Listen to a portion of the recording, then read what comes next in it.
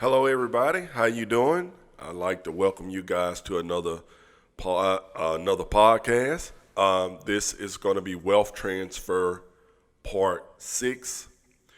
Wealth Transfer Part 6. We're going to be coming out of the book of Luke, the 12th chapter, 16 through 21. This particular story is about the rich man that stored up riches instead of doing what he was supposed to do with the wealth. He decided to become very stingy, very selfish, and God required his life. So I kind of want to talk about that, about the importance of when God gives you wealth and give you riches, you're supposed to use that for his glory. And a lot of times people get the big head and they just say, okay, I got all this money. I'm going to go and just store it for myself treasures, and I'm just not going to give back. I'm not going to help people. I'm just going to be stingy. And that's just not the way to go. God does not want us to be stingy. He wants us to be generous. He wants us to be cheerful givers. He wants us to help people that are in need. He's not giving you wealth again. He's not giving you wealth so you can just hoard it and just consume it all for yourself and not help anybody. That's just not how God operates. So we're just gonna talk a little bit about that. This is Wealth Transfer Fridays. We do this every single Friday. And I thank God for allowing me and giving me the strength to stay consistent. It's hard for me sometimes because I'm also believing God for wealth transfer. I believe that he's doing it actually right now. I believe that's the whole reason for this pandemic, was to bring the high places low. Those that are haughty, those that are high-minded, those that, are in positions of power that don't want to move. I believe God caused the shaking in and the shift. We just did a podcast about the shaking in and the shift. And I believe that's why God allowed it to happen, so that way he can remove the wicked off the earth. I was thinking about this today. The Bible say when the righteous are in rule, the people rejoice. When the wicked are in rule, the people mourn. And if you think about that, when the righteous are in rule, what does rule mean? That means that you're in authority. That means you have power. The righteous are in positions of power, influence. When the righteous are in rule, the people rejoice. That means you get more good news. You get people rejoicing because the righteous, they are acknowledging Jesus Christ in the proper way. And you look around, you see everything flourishing. Everything is working the way it's supposed to work. People are respecting each other. It's no violence in the streets. People are, they're at ease because Jesus is Jesus is there in our lives.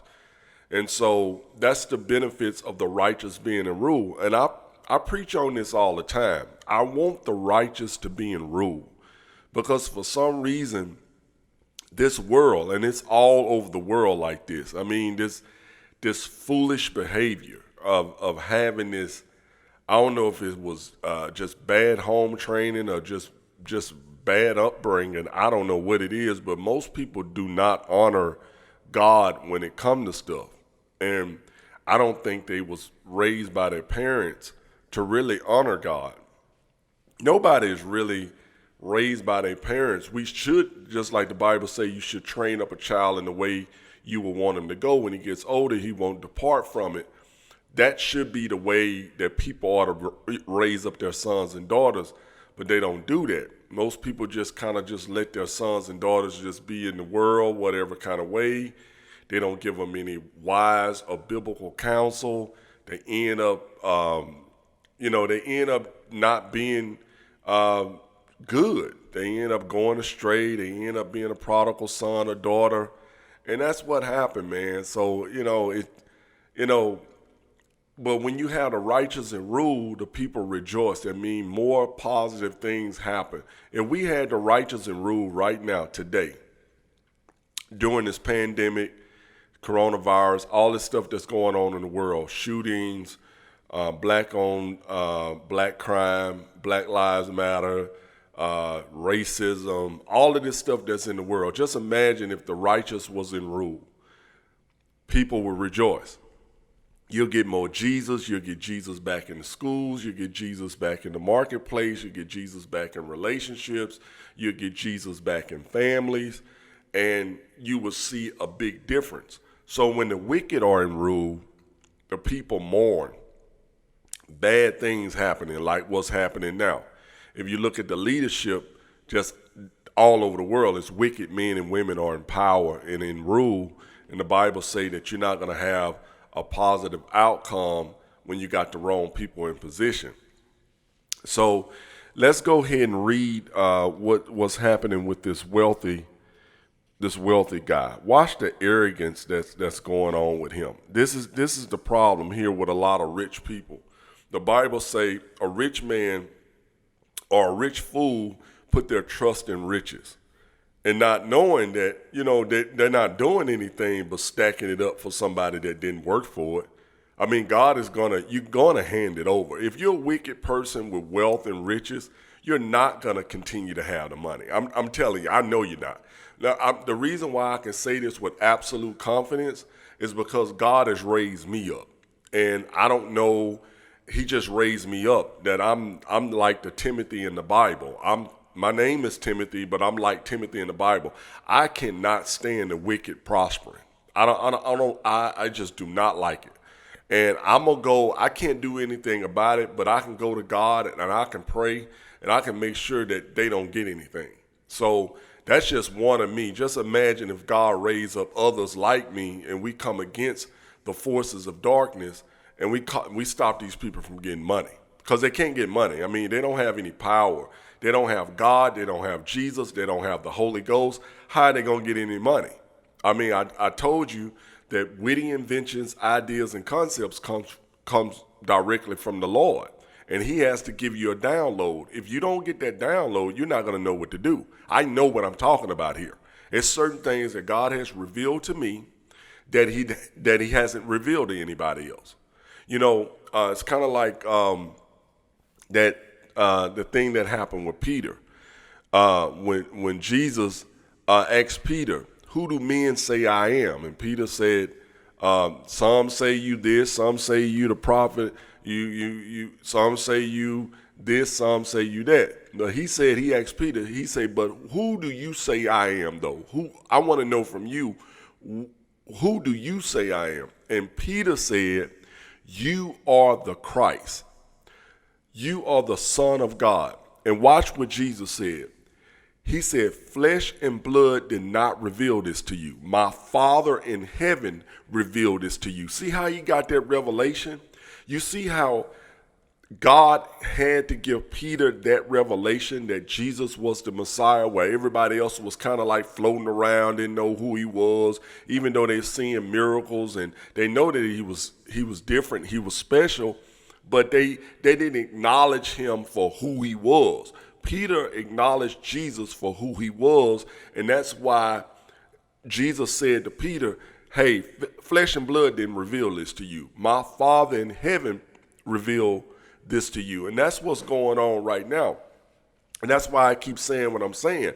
Only God can manifest these things in your life. Only God can open up the windows of heaven and pour you out a blessing you have not room enough to receive. Only God can do that. So you have to get a revelation from God or a download from him in order to move forward, especially in wealth and riches. Because God is not going to hand that over. I'm a living witness. He's not going to hand it over until you spend some time with him, until you get to the point where he can trust you. And a lot of things has to take place before he hand over the keys of wealth into your life. I know for an absolute fact. But let's read here. This is Luke 12:16 through 21. And it says, "And he told them this parable. The ground of a certain rich man yielded an abundant harvest. He thought to himself, 'What shall I do? I have no place to store my crops.' Then he said, 'This is what I'll do. I would tear down my barns and build bigger ones. See what I'm saying? It's the mistake right here. And there would be stored in and there I will store my surplus grain. And I'll say to myself, you have plenty of grain laid up for many years. Take life easy, eat, drink, and be merry. See, you see what I'm saying? But God said to him, you fool, this very night your life will be demanded from you. Them who would get, and then he said, then who would get what you have prepared for yourself? This is how it would be with whoever stores up things for themselves, but not rich toward God. You see what I'm talking about? You see what happens here? You see how his life is required? He didn't even know. Like his whole plan was, I'm going to store up these riches and I'm going to build bigger barns. But he didn't know that his life was going to be ended. So now what? Now everything that you stored up is going to be given to somebody that didn't even work for it. And specifically, it's going to be given to a righteous person. So you did all that stacking up. You did all of that planning. You wanted to build a bigger barns. You wanted to store grain for many years, and it ended up you ain't got many years. See, people thinking they're going to live long lives, and it's unfortunate they're not if they don't turn from their wicked ways. And it is sad, man. It's sad that, sometimes I get kind of down about people and mankind, because mankind really think that foolish people really think that they're going to make it in life without Jesus Christ. I mean, they really think they're going to make it.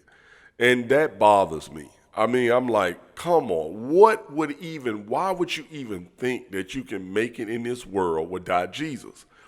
Sometimes I'm like, okay, maybe it's because they never needed him, or maybe they just never had to call out to him like I did, or maybe that's their excuse. Well, we didn't have to call out to Jesus. We don't believe in Jesus because we never needed him.